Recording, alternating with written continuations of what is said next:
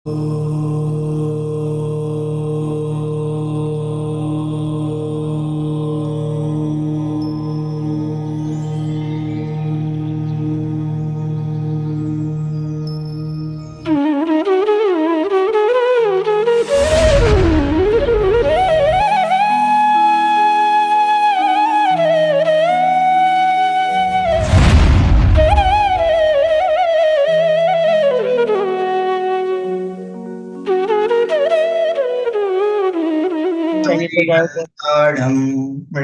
सिद्धाढ़ नमो माहे जैस्मिन भैया। याडम ळमो वज्झायाडम ळमो लोये सव्वसाहुडम मोक्षमार्गस्य नेतारं भेत्तारं कर्म भूभृतां ज्ञातारं विश्वतत्त्वानां वंदे तद्गुणलब्धये। बोले पंच परमेष्ठी भगवान की जय। चलिए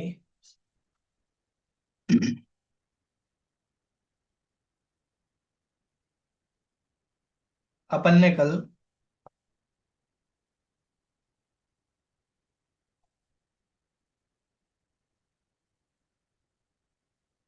पेज नंबर 164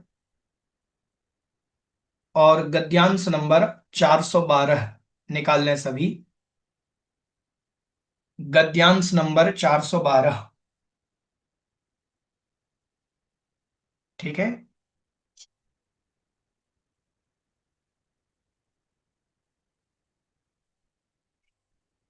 कल अपन ने विषय देखा था कि भरत क्षेत्र का जो विस्तार है वह कितना है, 526 सही 6/19 योजन, ठीक है।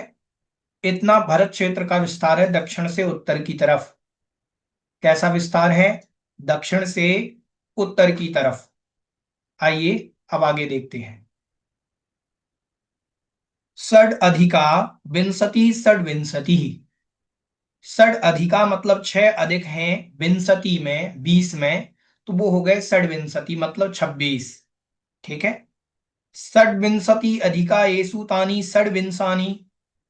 अब षड्विंशति अधिका, षड्विंशति मतलब 26 है अधिक जिसमें, वह षड्विंशानि कहलाएगा। अब षड्विंशानि क्या है, किसमें अधिक है षड्विंश मतलब 26, तो कहा पंच योजन शतानि विस्तारः।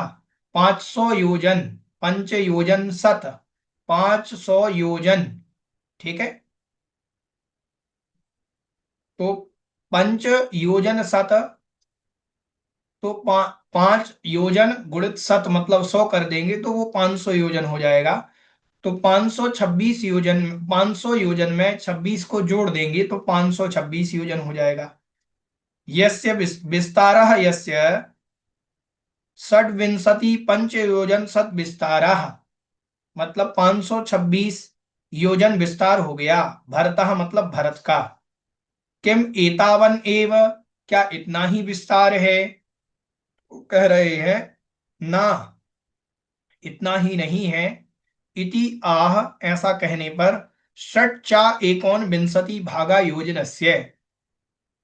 षट्चा एकोन, षट मतलब 6, तथा चा एकोन विंशति, चा एक ऊन एक कम, विंशति मतलब 20, हो गया 19, ठीक है। इतना भागा योजनस्य, इतना भाग योजनस्य, योजन का इतना भाग, एक योजन का 6/19 भाग, ठीक है। विस्तारः अस्ति इति अभिसंबध्यते, ऐसा विस्तार होता है, ऐसा संबंध कर लेना चाहिए। तो कितना विस्तार हो गया? 526 सही 6/19 योजन। समझ में आ गया था, कल अपन ने चित्र के माध्यम से समझ लिया था। आगे इतरेशम विस्कम्भ विशेष प्रतिपत्त्यर्थम आह। अब इनसे जो इतर हैं उनके विस्तार के लिए यहां पर सूत्र कह रहे हैं। हाँ मोनिका जी। ये जी एक बार और बता दो इसको। एक ये समझ लीजिए, देखो दक्षिण से उत्तर की तरफ अपन पूरा जम्बूद्वीप बनाते हैं, तो हाँ दक्षिण जी। तरफ सबसे नीचे क्या है? भरत। भारत। भरत क्षेत्र का विस्तार लवण समुद्र के तट से लेकर के उत्तर की तरफ बढ़ेंगे अपन, तो हिमवन पर्वत तक हाँ जी। उसका विस्तार हो जाएगा 526 सही 6/19 योजन। समझ में आया विस्तार? विस्तार छह कैसे? बटा उन्नीस कैसे किया इन्होंने? 6/19 समझा देते हैं। पहले एक योजन के हमने 19 भाग करे। कितने हम्म। भाग करे? एक योजन के 19 भाग। हम्म। 19 भाग करने के उपरांत उसमें से 6 भाग ग्रहण करना है बस। समझ में आया? 6/19। ठीक है भैया जी, समझ आ गया। अब देखें, ये मान लीजिए, ये चित्र में देख लेते हैं। ये हो गया अपना पर्वत, हिमवन पर्वत। ठीक है, क्षम्यता।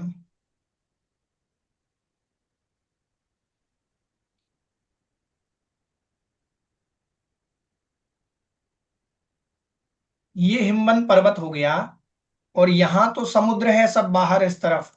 ठीक है, हाँ जी। तब भी लवण समुद्र है। अब हाँ। यहां से ये जो लगा हुआ क्षेत्र है, स्थान है, इसको क्षेत्र कहते हैं। ये अर्ध चंद्रमा की आकृति का बनेगा। ठीक है, हाँ जी। यहां पर भी समुद्र है, लवण समुद्र है, ये जो पानी है पूरा। हाँ। इस कॉर्नर से, मतलब लवण समुद्र के तट से लेकर के हिमवन पर्वत के इस किनारे तक, यहां से यहां तक का जो विस्तार है, दक्षिण से उत्तर की तरफ जाना। कैसा जाना? दक्षिण से उत्तर की तरफ जाना। ये जो विस्तार है, ये है 526 सही 6/19 योजन। मतलब ठीक है, इसको पूरा पूरा क्षेत्रफल नहीं लेंगे, पूरा बस इसको क्षेत्र दक्षिण से उत्तर तक की यहां तरफ से लेंगे। यहां तक की दूरी है। ठीक है भैया जी। पूरा क्षेत्रफल नहीं है ये। ठीक है भैया जी। ठीक है, ऐसे। ओके। थैंक यू भैया जी। आगे कह रहे हैं,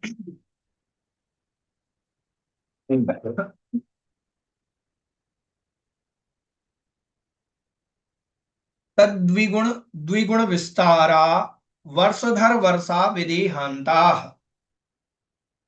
तद्विगुण द्विगुण विस्तारा, अब उससे दुगना दुगना जो विस्तार है। वर्षधर मतलब पर्वतों का, और वर्षा मतलब क्षेत्रों का। ठीक है, दुगना दुगना विस्तार है। विदेहांता, विदेह क्षेत्र के अंत तक, विदेह क्षेत्र के अंत तक दुगना दुगना विस्तार जानना चाहिए। ठीक है, वो कैसे बनेगा देखते हैं।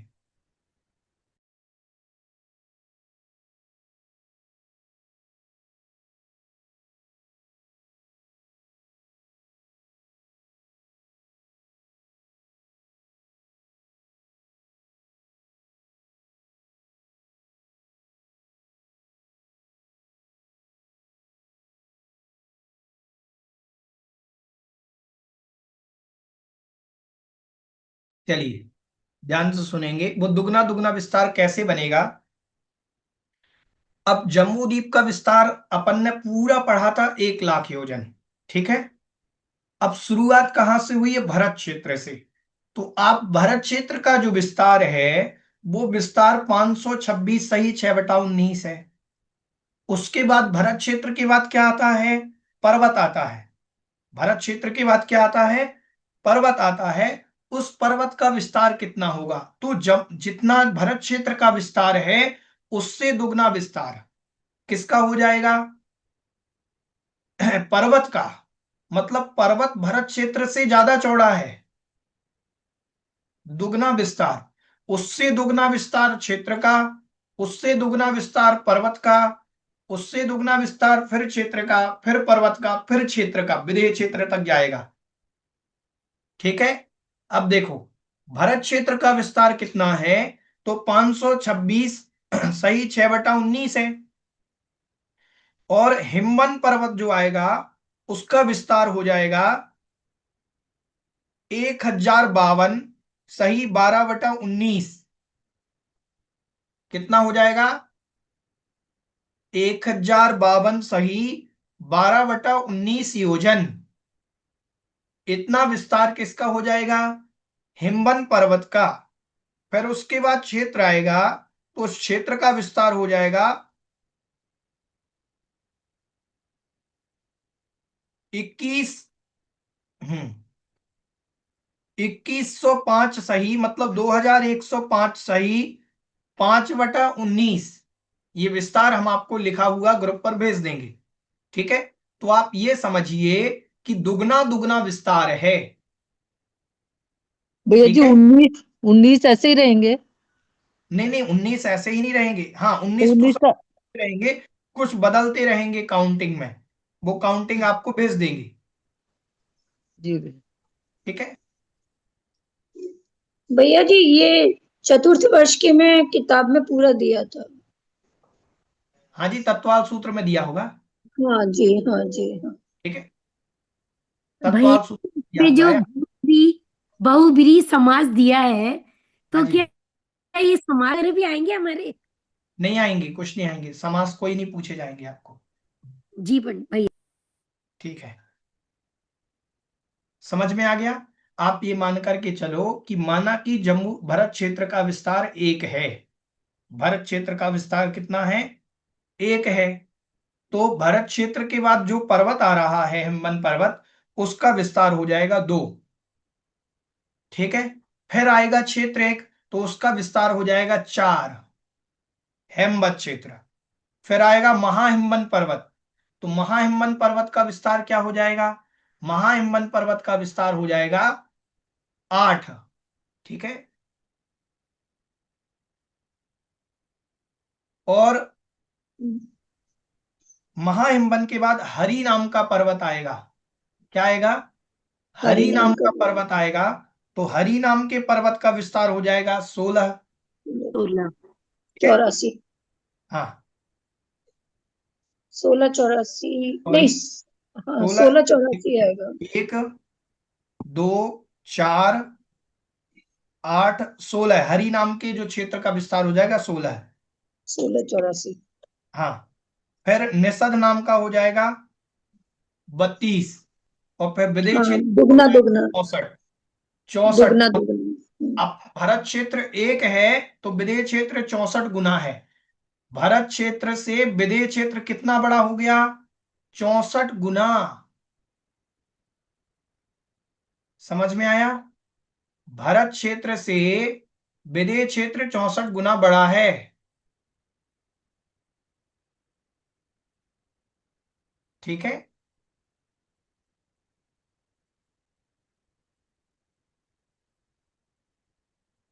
आगे कह रहे हैं, ततः भरता द्विगुणो द्विगुणो विस्तारः एसाम ते इमे तद्विगुण द्विगुण विस्तारः। भरत से दुगने दुगने विस्तार वाले जो हैं, वे द्विगुण द्विगुण विस्तारः कहलाते हैं। वे कौन हैं? तो केते, वे कौन कौन से हैं? तो बोले वर्षधर वर्षा। वर्षधर भी है मतलब पर्वत भी है, और वर्षा मतलब क्षेत्र भी है। किम सर्वे, क्या सभी हैं? तो कह रहे ना, इति आह, इसीलिए कहा गया विदेहांता, विदेह क्षेत्र के अंत तक। ठीक है, ऐसा कहा गया है। अथ उत्तरेशम कथम इति यतः आह, पर उत्तर में क्या है? विदेह क्षेत्र के उत्तर में, उत्तर भाग में क्या है?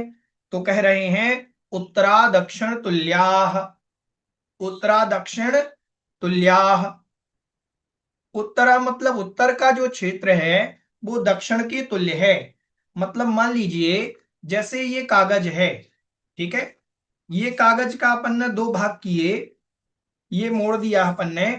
ठीक है, तो ये हो गया हमारे तरफ का दक्षिण का भाग, और ये आपके तरफ हो गया उत्तर का भाग। तो हमने अभी दक्षिण के भाग की संरचना करी है। इधर बनाया हमने विदेह वो भरत क्षेत्र, हेमवत हरि विदेह तक ले गए बीच में, और इसको मोड़ दिया। तो जैसा यहां जो संरचना थी इस कॉर्नर पर, वो इस कॉर्नर पर हो जाएगी। तो उत्तर का क्षेत्र जो है वो दक्षिण के तुल्य है। समझ में आया? ये हमारे दक्षिण का भाग, ये हमारे दक्षिण का भाग था। हमने दक्षिण को पूरा कॉपी कर दिया, ऐसे पलटा दिया ऐसे। तो उत्तर में जो कॉपी हो गया तो वो सेम कहलाएगा। ये उत्तर का जो क्षेत्र है दक्षिण तुल्य, दक्षिण के समान है। समझ में आ गया विस्तार? ठीक है, समझ में आया? जैसे हमारे यहाँ पहले क्षेत्र का जितना विस्तार है वहां पर अंतिम क्षेत्र का उतना विस्तार होगा। क्या है अंतिम क्षेत्र? ऐरावत क्षेत्र। अवध क्षेत्र। समझ में आया? हमारे यहाँ हिमालय पर्वत का जो विस्तार है वहां शिखरिन पर्वत का वो विस्तार होगा। समझ में आया? ठीक है, हमारे यहाँ महाहिमवन का जो विस्तार है वहां रुक्मिन पर्वत का वो विस्तार होगा। जो विस्तार निषद पर्वत का है वही विस्तार नील पर्वत का होगा। समझ में आया? जी। उत्तर का क्षेत्र दक्षिण के तुल्य है। उत्तराह ऐरावत आदयाः नीलांताः। देखो उत्तर का क्षेत्र कहां से प्रारंभ होगा? ऐरावत से। और नीलांताः मतलब विदेह क्षेत्र के उस तरफ नील पर्वत है, तो नील पर्वत तक। और भरतादि भी दक्षिण तुल्य द्रष्टव्य। भरत आदि के द्वारा दक्षिण में जो भरत आदि हैं उनके तुल्य जानना चाहिए, देखना चाहिए। अतीतस्य सर्वस्य अयम विशेषा वेदितव्याः। अतीत मतलब पहले जो कहा गया है सबका यही जानना चाहिए। तेन हृद पुष्करादि नाम तुल्यता युज्या, मतलब इससे पुष्कर भी, कमल भी, हृद मतलब तालाब भी, जो तालाब का विस्तार अपने यहाँ कहा गया था हिमवन पर्वत पर 1000 योजन लंबा, 500 योजन चौड़ा, 10 योजन गहरा, तो वहां का वो विस्तार कौन से पर्वत पर होगा? शिखरिन पर्वत पर वैसा विस्तार होगा। समझ में आ गया सभी को? ठीक है, ऐसा। अत्राह उक्तेषु भरतादिषु क्षेत्रेषु मनुष्याणाम किम तुल्यः अनुभवादिः अहोस्वित अस्ति कश्चित् प्रति विशेषाति अत्र उच्यते। अत्राह मतलब कहते हैं, उक्तेषु भरतादिषु कहे गए भरत क्षेत्र आदि में, मनुष्याणाम मनुष्यों की, किम तुल्य अनुभव आदि, क्या समान रूप से अनुभव आदि मनुष्य के होते हैं। अहोस्वित अस्ति कश्चित विशेषा, अनुभव का अर्थ इन्होंने क्या लिया? अनुभव का अर्थ अनुभव ही दिया इन्होंने। ठीक है, उनकी जो आयु है, उनका जो बल है, उनकी जो सारी चीजें हैं वो एक समान होते हैं। अहोस्वित अथवा अस्ति कश्चित प्रति विशेषा, या कुछ प्रति विशेष है या कुछ विशेषता है। इति अत्र उच्यते, इसीलिए यहां पर अगला सूत्र कह रहे हैं। भरतैरावतयोर वृद्धिराशौ षट समयाभ्यामुत्सर्पिण्य व सर्पणीभ्याम। भरतैरावतयोर वृद्धिराशौ षट समयाभ्यामुत्सर्पिण्य व सर्पिणीभ्याम। भरत ऐरावतयोः, भरत क्षेत्र में और ऐरावत क्षेत्र में, वृद्धि राशौ, वृद्धि और ह्रास होने पर, षट समयाभ्याम 6 समयों के द्वारा, वृद्धि और ह्रास वहां होता है 6 समयों के द्वारा, उत्सर्पणी अवसर्पणीभ्याम, उत्सर्पणी और अवसर्पणी इन दो रूप में। ठीक है, आप लोग ये सारा विषय पढ़ करके आए हैं तो आप लोगों को जरूरत नहीं पड़ेगी। ठीक है, भैया जी अनुभव उपभोग होगा क्या? नहीं बता नहीं सकते, इन्होंने दिया नहीं कुछ, मुझे भी समझ में नहीं आया अनुभव का अर्थ। आगे कह रहे हैं वृद्धि चा ह्रासः चा वृद्धि ह्रासौ। वृद्धि शब्द और ह्रास दोनों मिलकर के बने वृद्धि ह्रासौ, 4 थे द्वंद्व समास। काभ्याम बोले किन का होता है वृद्धि और ह्रास, किन के द्वारा होता है? तो कहा षट समयाभ्याम, 6 समयों के द्वारा वृद्धि और ह्रास होता है। उत्सर्पणी अवसर्पणीभ्याम, उत्सर्पणी और अवसर्पणी के द्वारा वृद्धि और ह्रास होता है। कयोः, किनके होता है वृद्धि और ह्रास? तो कहा भरत ऐरावतयो, भरत क्षेत्र में के और ऐरावत क्षेत्र के, इन दो क्षेत्रों के वृद्धि और ह्रास होता है। ना तयोः क्षेत्रयोः वृद्धि ह्रासौ स्तः असंभवात्। ना मतलब नहीं,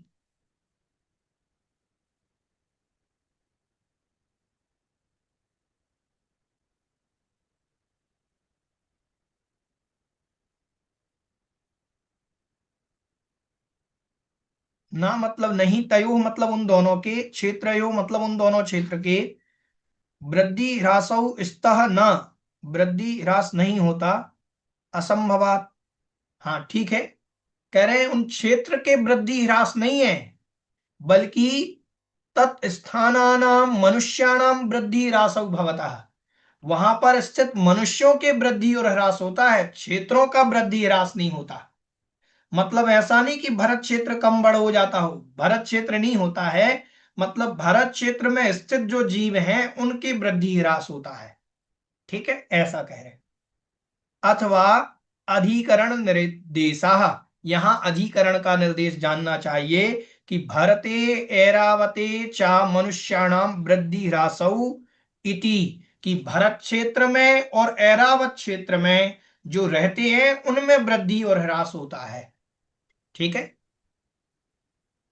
किम कृतौ वृद्धि ह्रासौ, बोले किसके द्वारा वृद्धि और ह्रास होता है, तो कह रहे अनुभव आयु प्रमाण आदि कृतौ, अनुभव के द्वारा, आयु के द्वारा और प्रमाण मतलब ऊंचाई आदि के द्वारा वृद्धि ह्रास होता है। अब अनुभव का शब्द जो अपन ने पहले पढ़ रहे थे कि अनुभव का क्या मतलब है, देखो यहां दे रहे हैं, अनुभव उपभोगः, अनुभव का अर्थ है उपभोग, उपभोग की अपेक्षा से। ठीक है, आ गया उत्तर जिनने पूछा था, अनुभव का अर्थ है उपभोग, तो उपभोगों में वृद्धि ह्रास होता है। आयु नाम जीवित परिणामम, परिमाणम, आयु किसको कहते हैं, जीवन के परिमाण को, उनमें भी वृद्धि ह्रास होता है। प्रमाणम नाम शरीर उत्सेदा, प्रमाण किसे कहते हैं, शरीर की ऊंचाई को। ठीक है, तीनों चीज आ गई। इति एवं आदि भी, इत्यादि को लेकर के वृद्धि ह्रासौ मनुष्याणाम भवतः, मनुष्यों के वृद्धि और ह्रास होता है। ठीक है, हाँ जी मीना जी, आपकी कोई जिज्ञासा है। भैया जी 6 समय कौन से लिए इन्होंने?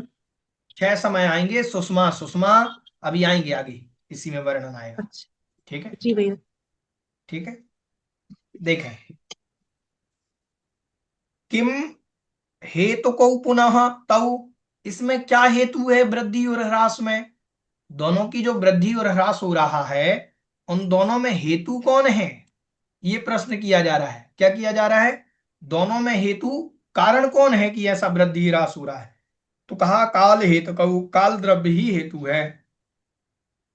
साचा कालः द्विविधा, वह काल दो प्रकार का होता है, उत्सर्पणी अवसर्पणी चायती। ठीक है, उत्सर्पणी काल और अवसर्पणी काल। तद भेद प्रत्येकम षट, उनके जो भेद हैं वो प्रत्येक के 6 भेद हैं, उत्सर्पणी के भी 6 भेद और अवसर्पणी के भी 6 भेद। साचा कालो द्विविधा, वो सॉरी, अनुभव आदि भी उत्सर्पणशीला उत्सर्पणी, अनुभव आदि मतलब भोगोपभोग की सामग्री आदि जो है, जहां पर उत्सर्पणशीला, उत्सर्पण मतलब बढ़ने रूप स्वभाव वाली होती है, उसको कहते हैं उत्सर्पणी। और तही मतलब उनके द्वारा, एव अवसर्पणशीला, और उन अनुभव आदि, अनुभव हो गया, आयु हो गई और प्रमाण हो गया, उनका यदि अवसर्पण हो रहा है, घटना हो रहा है, तो वो अवसर्पणी कहलाएगा। ठीक है, आगे कह रहे हैं तत्र अवसर्पणी षड्विधा, अब अवसर्पणी के 6 भेद कर रहे हैं। सुषमा सुषम सुषम सुषमा सुषमा सुषम दुष्मा दुषम सुषमा दुष्मा अति दुष्मा चेती। ठीक है, पहले तो आप लोग अगर याद करना चाहो तो मैं ट्रिक बोल देता हूं, S S S S D D S D D D, समझ में आया कुछ? भैया जी धीरे से बोल दी, भैया जी लिखवा दीजिए। संक्षिप्त में देखें, डबल एस आए पहले, एस एस मतलब सुखमा सुखमा, फिर आया एक बार एस सुखमा, फिर लिखें एस और डी सुखमा दुखमा, ठीक है। फिर डी को आगे कर दें चौथे काल में, डी एस दुखमा सुखमा, फिर डी मतलब दुखमा, और अति दुष्मा जो आया है उसको डी डी दुखमा दुखमा, ठीक है। ये लिखे हुए हैं, इसमें लिखने की जरूरत नहीं है, इसमें नीचे दिए हुए हैं, समझ में आ गया, ठीक है। आगे, उत्सर्पणी अपि अति दुष्म आद्याः, उत्सर्पणी में उल्टे हो जाएंगे। उत्सर्पणी का पहला काल कहलाएगा डी डी, फिर डी, फिर डी एस, फिर एस डी, फिर एस, फिर एस एस, मतलब दुखमा दुखमा, दुखमा दुखमा सुखमा, सुखमा दुखमा, सुखमा सुखमा सुखमा, ठीक है, ऐसे समझना। अब कह रहे हैं अवसर्पिण्यः परिमाणम 10 सागरोपम कोटि कोट्याः, अवसर्पणी का जो परिमाण है 10 कोड़ा कोड़ी सागर प्रमाण है। कितना है? 10 कोड़ा कोड़ी सागर प्रमाण अवसर्पणी है। उत्सर्पणी ही अपि तावत्यः एव, और उत्सर्पणी का भी उतना ही है 10 कोड़ा कोड़ी सागर प्रमाण। सो भई कल्प इत्याख्यायते, सा उभई, इस कारण से उन दोनों को कल्पः इति आख्यायते, उनको कल्प कहते हैं। एक कल्प किसे कहा जाता है? एक अवसर्पणी और एक उत्सर्पणी जब पूरा काल हो जाता है 20 कोड़ा कोड़ी सागर वर्ष का, एक कल्प काल कहलाता है। समझ में आया? ठीक है, ये सब वर्णन आप लोगों ने पढ़ा हुआ है, किन्हीं का कोई प्रश्न तो नहीं है, समझ में तो आ रहा है? नहीं तो इनको भी चित्र से समझ लेते। ठीक है, चलिए आगे कह रहे हैं तत्र सुषमा सुषमा चतस्राः सागरोपम कोटि कोट्याः तत्रादौ मनुष्याः उत्तर कुरु मनुष्य तुल्याः ततः क्रमेण हानौ सत्याम सुषमा भवति तिस्रः सागरोपम कोटि कोट्याः। करे तत्र सुषमा सुषमा, वहां जो सुखमा सुखमा नामक काल है, किसमें? उत्सर्पणी का, वो अवसर्पणी का पहला काल। अवसर्पणी का पहला काल क्या होगा? सुखमा सुखमा, ठीक है। तो अवसर्पणी का जो पहला काल सुखमा सुखमा है, चतस्राः सागरोपम कोटि कोट्याः, 4 कोड़ा कोड़ी सागर प्रमाण है। कितना है? 4 कोड़ा कोड़ी सागर प्रमाण। सुखमा काल जो है तत्रादौ मनुष्याः, उनमें जो मनुष्य हैं, उत्तर कुरु मनुष्य तुल्याः, उत्तर कुरु के मनुष्यों के समान हैं। देवकुरु उत्तर कुरु होते हैं, उत्तम भोगभूमि, वहां के समान उनकी स्थिति, वहां के समान वैसी आयु आदि होती है। ततः क्रमेण हानौ, ततः क्रम से हानि होने पर, सत्याम हानि, सत्याम मतलब हानौ सत्याम हानि होने पर, सुषमा भवति, सुषमा काल होता है। तिस्रः सागरोपम कोटि कोट्यः, 3 कोड़ा कोड़ी सागर प्रमाण। 3 कोड़ा कोड़ी सागर प्रमाण क्या होता है? 3 कोड़ा कोड़ी सागर प्रमाण होता है दूसरा काल, सुषमा काल, ठीक है। फिर आगे कह रहे हैं तत्रादौ मनुष्याः हरिवर्ष मनुष्य समाह, वहां के जो मनुष्य हैं हरिवर्ष क्षेत्र के समान हैं। हरिवर्ष क्षेत्र मतलब मध्यम भोग भूमि, ठीक है, मध्यम भोग भूमि के समान। आगे कह रहे हैं ततः क्रमेण हानौ सत्याम दुषम सुषमा भवति एक सागरोपम कोटि कोट्याः द्विचत्वारिंशत्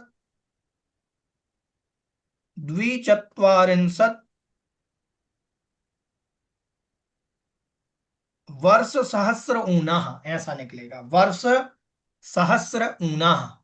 ठीक है, संधि विच्छेद करने पर। कह रहे हैं ततः क्रमेण, उसके बाद हानि होने पर,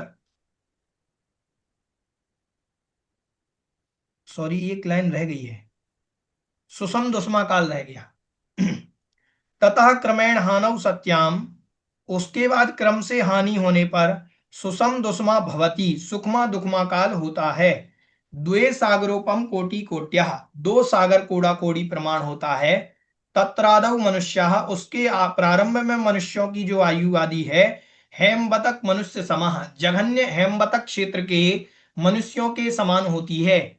हेमबतक क्षेत्र जघन्य भोग भूमि, आप लोगों को मालूम है ना, शाश्वत भोग भूमि मालूम है ना, नहीं शाश्वत भोग भूमि कितनी है जम्मू द्वीप में?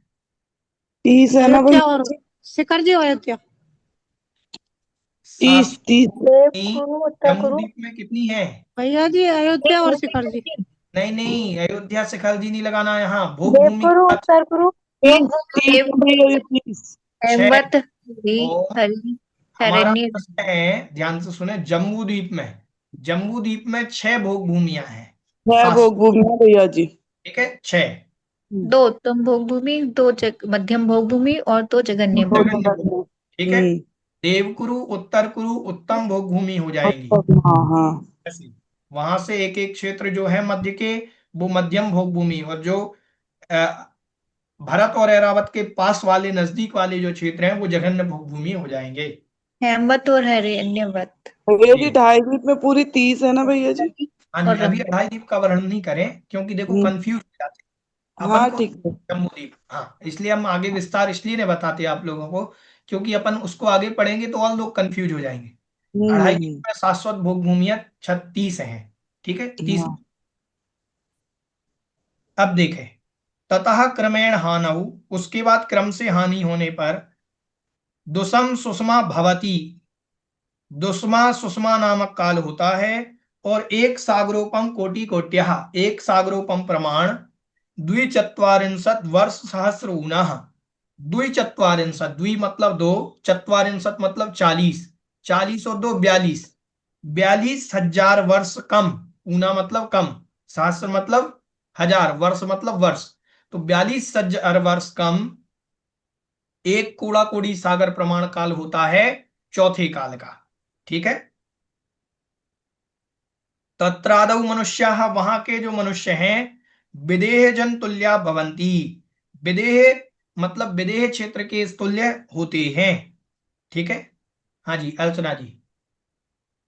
भैया जी आपने ये भोग भूमिया बताई, आवाज के कारण सुन नहीं पाया। भोग भूमियां 6 होती हैं। कितनी भोग 6। भूमियां हैं? 6 भोग भूमियां। कहाँ जी। कहाँ पर होंगी 6 भोग भूमियां? शाश्वत हम्म। 6 भोग भूमियां जम्मू द्वीप के कह रहे हैं, अभी सिर्फ जम्मू द्वीप का विस्तार अभी अपन ने पढ़ा है, इसलिए जम्मू की अपेक्षा से शाश्वत भोग भूमियां 6 हैं। वो कहाँ कहाँ हैं? तो भरत क्षेत्र को छोड़ दीजिए और अंतिम क्षेत्र को छोड़ दीजिए, ऐरावत को, तो हेमवत में जघन्य भोग भूमि। ठीक है, फिर हरि नाम के क्षेत्र में मध्यम भोग भूमि, विदेह क्षेत्र में, देवकुरु क्षेत्र में उत्तम भोग भूमि। फिर उधर उस तरफ लगाएंगे तो उत्तर कुरु क्षेत्र में, विदेह क्षेत्र के अंदर ही जो गजदंत पर्वतों के मध्य का स्थान है, वो उत्तम भोग भूमि उत्तर कुरु कहलाएगी, वो एक भोग भूमि रहेगी। फिर वहां से रहेगी रम्यक नाम के क्षेत्र में, फिर हिरण्यवत नाम के क्षेत्र में, रम्यक नाम के क्षेत्र में मध्यम भोग भूमि और हिरण्यवत नाम के क्षेत्र में जघन्य भोग भूमि रहेगी। ठीक है, ये शाश्वत 6 भोग भूमियां हैं। आप लोगों को हम लिंक भेज देंगे, तो उस लिंक में आप लोग देख लीजिएगा, जो तत्वाल सूत्र जी की है, तो उसमें आपको जी पूरा सचित्र समझाया है, उसको आप देख सकते हैं। जी, लिंक भेज दीजिए। आगे कह रहे हैं, ततः क्रमेण हानौ सत्याम दुष्मा भवती, उस क्रम से हानि होने पर दुष्मा काल होता है। दुष्मा मतलब जिस काल में अपन अभी जी रहे हैं, इसी काल का नाम है दुष्मा काल। ठीक है, पंचम काल अवसर्पिणी का। 21 वर्ष सहस्राणी, इसका काल होता है 21,000 वर्ष। ठीक है, ततः क्रमेण हानौ सत्याम, उसके बाद क्रम से हानि होने पर अति दुष्मा भवती, अति दुष्मा नामक काल होता है 21 वर्ष सहस्राणी। अति दुस्मा नामक काल मतलब दुस्मा दुस्मा नामक काल, उसमें 21 सहस्राणी मतलब 21,000 वर्ष का वो भी होता है। ठीक है। एवं उत्सर्पणी अपि विपरीत क्रमः वेदितव्यः। अब उत्सर्पणी का इसके विपरीत क्रम से जान लेना चाहिए। ठीक है, समझ में आ गया यहां तक? किन्हीं को कोई दिक्कत हो पूछ सकते हैं।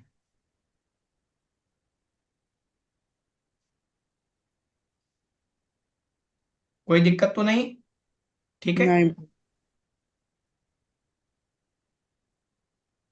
अथ इतरासु भूमिषु कौ अवस्थिति इति यतः आह ताभ्याम अपरा भूमयो वस्थिताः, ताभ्याम अपरा भूमयो वस्थिताः। ताभ्याम मतलब उन दोनों से, अपरा मतलब अन्य भूमियां जो हैं, अवस्थिता मतलब अवस्थित हैं। कौन दोनों से? भरत और ऐरावत, क्योंकि इन दोनों में ही ये परिवर्तन हो रहा है, भरत क्षेत्र में और ऐरावत क्षेत्र में। तो हेमवत क्षेत्र, हरि क्षेत्र, विदेह क्षेत्र, रम्यक क्षेत्र और हिरण्यवत क्षेत्र, ये क्षेत्र की जो भूमियां हैं ये अवस्थिता मतलब अवस्थित हैं। ठीक है, यहां परिवर्तन नहीं होता, यहां सदाकाल एक जैसा काल चलता है, जो काल वहां बताएंगे अभी। ठीक है।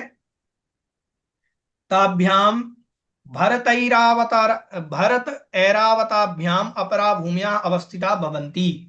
ताभ्याम मतलब उन दोनों से, उन दोनों से किन से? भरत और ऐरावत से। अपर मतलब अन्य, भूमयः जो भूमि है, जो क्षेत्र है, अवस्थिता भवंती अवस्थित होते हैं, वहां कोई छह काल रूप परिवर्तन नहीं होता, उत्सर्पणी अवसर्पणी रूप परिवर्तन नहीं होता। ना ही तत्र उत्सर्पणी अवसर्पण्य हो स्ताः, वहां पर उत्सर्पणी और अवसर्पणी दोनों ही नहीं होते। समझ में आया कि नहीं आया? ठीक है। आगे कह रहे हैं किम तासु भूमिसु। भैया जी हाँ जी, एक मिनट में देखकर, अवस्थित अवस्थित क्या मतलब हुआ? क्या चीज बोले? फिर से बोले। अवस्थित लिखा है ना इसमें, अवस्थित है। इन दोनों अवस्थित क्षेत्रों से शेष ठहरी भूमियां हुई है, अवस्थित हैं। अवस्थित मतलब ठहरी हुई है, वहां हाँ, काल का परिवर्तन नहीं होता। ठीक है। ठीक है भैया। और किन्हीं का कोई प्रश्न?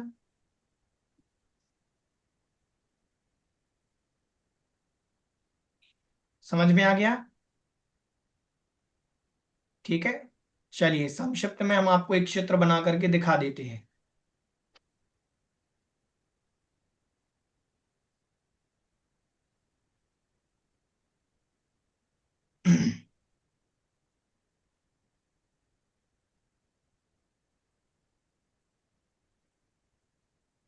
पूछा वाइपर रखा है ना, लिख देना है। हाँ, इसी से ठीक है। आज बड़ा वाला दिखा रहा था, खींच के। चलिए म्यूट रखें।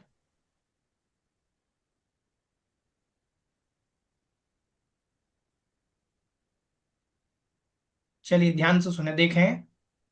ये मान लीजिए ये एक घड़ी है चैन दर्शन की, ये क्या है? एक घड़ी है, और इसको अपन दो भागों में विभाजित करते हैं। ठीक है। ऊपर से नीचे की ओर आना ये अवसर्पणी कहलाता है, और नीचे से ऊपर की ओर जाना उत्सर्पणी कहलाता है। ठीक है, समझ में आया? अब मतलब नीचे की ओर सर्पणी मतलब खिसकना, उत मतलब ऊपर की ओर, सर्पणी मतलब खिसकना। अब इसको अपन, ये जो काल है पूरा, ये पूरा यहां से काल चक्र घूमेगा पूरा गोल, तो ये पूरा घूमते घूमते 20 कोड़ा कोड़ी सागर वर्ष लगेंगे। कितना काल होगा? 20 कोड़ा कोड़ी सागर वर्ष। अब इसमें ये मान लीजिए अपन बनाते हैं, ये हो गया सुखमा काल, ये वाला है एस, वो डबल एस आ जाएंगे, सुखमा सुखमा काल, अवसर्पणी का पहला काल। ठीक है। फिर दूसरा काल बना दिया ये सुखमा काल, तीसरा काल बना दिया सुखमा दुखमा काल। ठीक है। चौथा काल पंचम काल और छठा काल। चौथा काल हो गया क्या? DS। ठीक है, इसका नाम हो गया डी, दुखमा काल, पंचम काल। और इसका नाम हो गया DD, दुखमा दुखमा, अति दुखमाया, है ना। अब देखें अवसर्पणी, ये जो नीचे की ओर आ रहा है ये अवसर्पणी काल है इस तरफ का। ठीक है, इसका जो काल का समय है 4 कोड़ा कोड़ी सागर, इसका समय 3 कोड़ा कोड़ी सागर, इसका समय 2 कोड़ा कोड़ी सागर, इसका समय 42,000 वर्ष कम 1 कोड़ा कोड़ी सागर। तो गिनो, 4 3 7 2 9 और 1 10। 42,000 वर्ष कम है इसमें, तो 42,000 के अपन ने 2 भेद किए, 21,000। तो 21,000 वर्ष इधर कर दिए पंचम काल के, 21,000 वर्ष छठे काल के कर दिए। समझ में आया? ठीक है, अवसर्पणी का पहला काल जो होगा 4 कोड़ा कोड़ी सागर वर्ष का, दूसरा काल 3 कोड़ा कोड़ी सागर वर्ष का, तीसरा काल 2 कोड़ा कोड़ी सागर वर्ष का। ये जो काल रहेंगे ये भोग भूमि के काल रहेंगे, आगे के 3। और बाकी के जो 3 काल हैं ये कर्म भूमि के काल रहेंगे। और इससे उल्टा सीधा उत्सर्पणी जाएगा, ये उत्सर्पणी है। तो उत्सर्पणी में भी ऐसे ही विभाजन होगा, DD, D, फिर आ जाएगा DS, फिर SD, फिर S और SS। ठीक है, यहां से अपन प्रारंभ करेंगे। तो उत्सर्पणी का पहला काल होगा दुखमा दुखमा। ठीक है, उत्सर्पणी का दूसरा काल होगा दुखमा, उत्सर्पणी का तीसरा काल होगा दुखमा सुखमा। अपने यहां चौथा काल था ये, यहां का ये तीसरा काल होगा। ठीक है, अब यहां क्या हो जाएगा? SD, सुखमा दुखमा।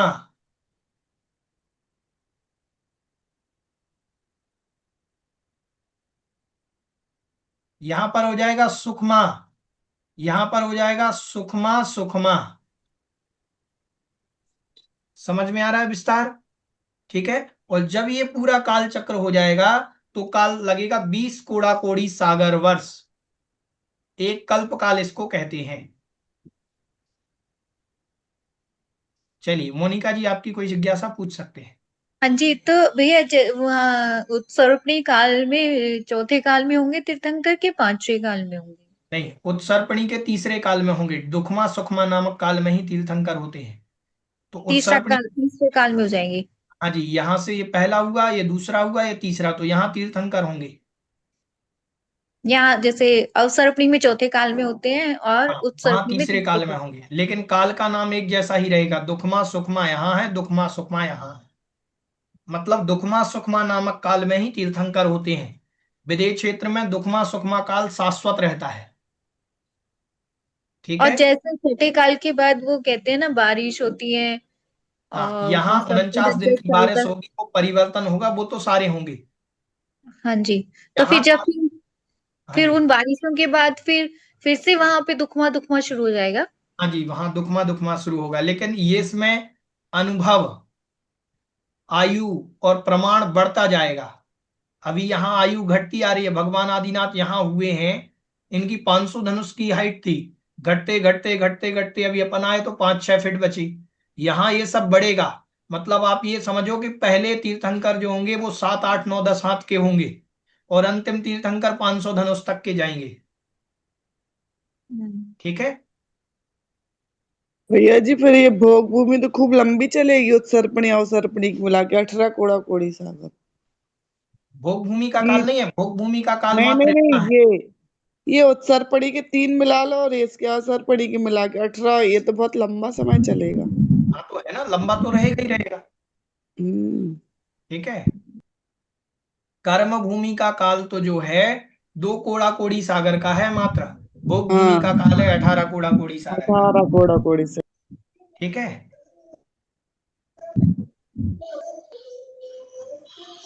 ऐसे जाएंगे। और किन्हीं का कोई प्रश्न? चलिए आज बस इतना ही। बोधिः समाधिः परिणाम शुद्धिः स्वात्मोपलब्धिः शीर्षोक्तिसिद्धिः चिन्तामणिं चिन्तितवस्तुदाने त्वां वन्द्यमानस्य ममास्तु देवी।